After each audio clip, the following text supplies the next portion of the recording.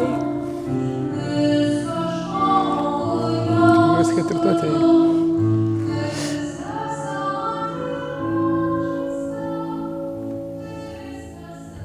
Tai šiandien yra ypatinga diena ir kartu su pačiais artimiausiais šeimos nariais, draugais mes prašom jum, kad jūsų kelionė būtų su šventąja dvasia, su Dievu visas gyvenimas. Kad jūsų namų židinys visą laiką būtų pilnas jaukumo. Kad jūs sugebėtumėt visas gyvenimo aukštumas ir žemumas ir visus iššūkius spręsti kartu.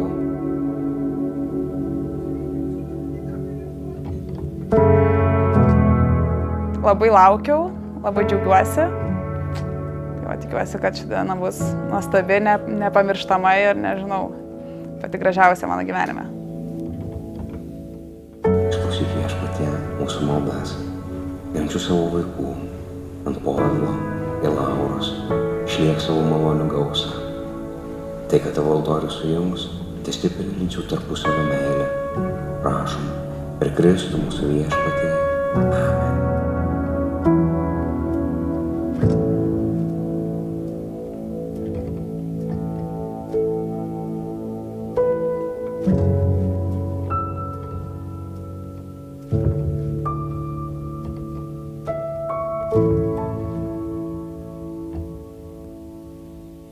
Imu tave, Laura, savo žmoną ir prisiekiu visada būti tavo ištikimas, kai laimė lydės ar vargas suspaus, kai sveikata atvers ar ligos suims visą gyvenimą.